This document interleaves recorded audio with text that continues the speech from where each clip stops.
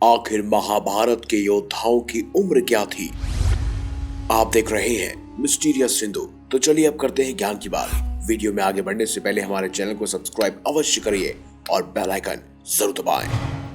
महाभारत के हर एक प्रमुख किरदार के बारे में हम बहुत सारी वीडियोस बना चुके हैं, जहां हमने उनकी शक्ति प्रदर्शन हो या उनके युद्ध कौशल का वर्णन अवश्य किया है। लेकिन अब समय आ चुका है कि अब हम महाभारत के हर एक योद्धा की उम्र का सटीक अंदाजा लगा सके। इसके लिए हमें मुख्य तौर पर दो मुख्य पात्रों का ध्यान रखना होगा, जिनमें से एक थे भीष्म पितामह तो दूसरे स्वयं भगवान श्री कृष्ण। सबसे पहले जानते हैं भीष्म पितामह की उम्र। हिंदू धर्म शास्त्र और पुराणों में वर्णित है, राजा शांतनु की पहली पत्नी गंगा का 8वां पुत्र हुआ, जिसका नाम देवव्रत रखा गया और ये देवव्रत ही आगे चलकर भीष्म पितामह बने।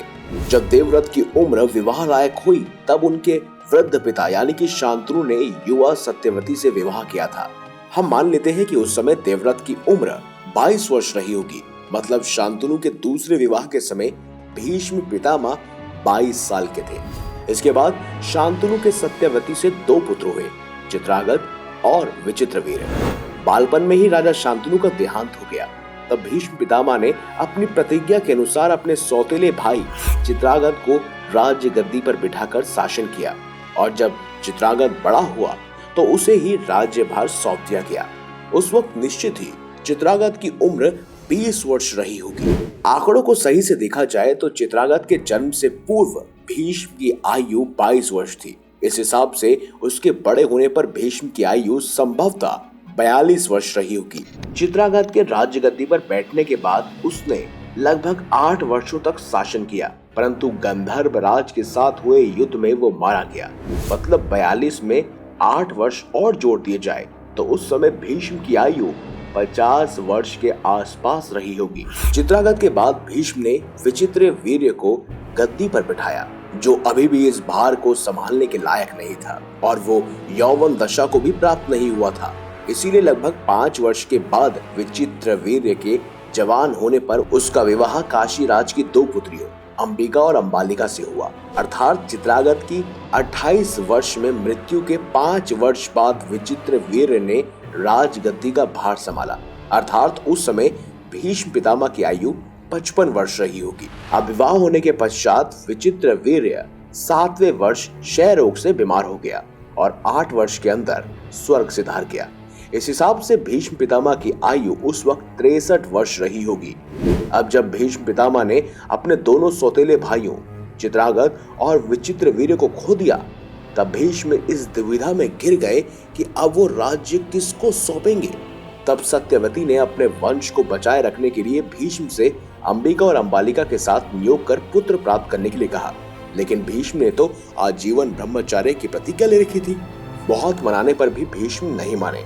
तब वेद व्यास जी ने अंबिका और अंबालिका को एक दासी के साथ नियोग करके धृतराष्ट्र और पांडु साथ ही विदुर को जन्म दिया।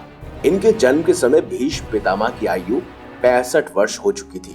कहते हैं जब उस समय सत्यवती ने राजा शांतनु से विवाह किया था तो उसके पूर्व भी उन्होंने एक पुत्र को जन्म दिया था, जो ऋषि पराशर का ही पुत्र था और वो ही पुत्र आगे चलकर वेद व्यास बने। इसका मतलब ये है कि वेद व्यास की आयु भीष्म की अपेक्षा 16 वर्ष कम मानी जा सकती है। इस मान से अंबिका और अंबालिका के साथ नियोग के समय व्यास जी की आयु लगभग 50 वर्ष के करीब रही होगी। आगे बढ़ते हुए जब धृतराष्ट्र अंधे होने के कारण राजा के लिए अयोग्य ठहराए गए और पांडु के युवा होते ही पांडु को राज्य मिल गया, उस समय उनकी उम्र कम से कम 18 वर्ष रही होगी। इसीलिए पांडु के राज्याभिषेक के समय भीष्म की आयु 83 वर्ष रही होगी। इस दौरान राजा पांडु ने लगभग 10 से 12 वर्षों तक अच्छे से राज्य किया, जिसके पश्चात उनको क्षय रोग हुआ और वो हिमालय की पहाड़ियों में जाकर रहने लगे।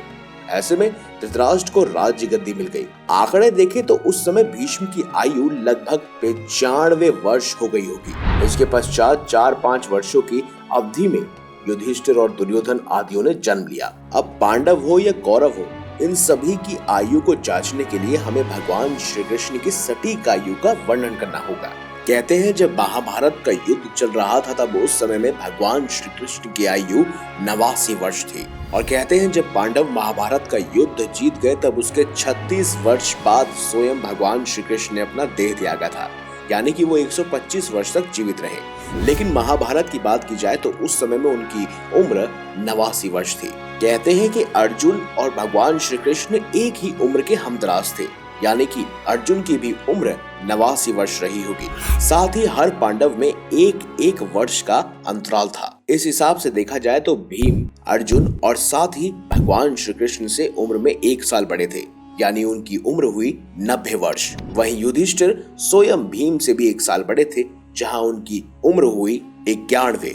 वहीं नकुल और सहदेव दोनों एक ही उम्र के थे और वो स्वयं अर्जुन और साथ ही भगवान श्री कृष्ण से उम्र में छोटे थे, यानी कि उनकी उम्र हुई 88 वर्ष। वहीं भीम और दुर्योधन दोनों एक ही उम्र के थे, इसलिए उनकी उम्र हुई 90 वर्ष। लेकिन बात की जाए अगर कर्ण की, तो कर्ण सभी कौरवों और साथ ही सभी पांडवों में सबसे बड़े थे, क्योंकि स्वयं कुंती ने युवा अवस्था के दौरान ही कर्ण को जन्म दिया था और उसके 4 साल के बाद ही पांडव और कौरवों का जन्म हुआ था। तो इस हिसाब से देखें तो कर्ण की आयु थी 95 वर्ष। इस तरह भीष्म, जिन्होंने तीनों पीढ़ियों को देखा, वो सबसे उम्रदराज थे, जिनसे सभी की आयु का अंदाजा लगाया जा सकता है।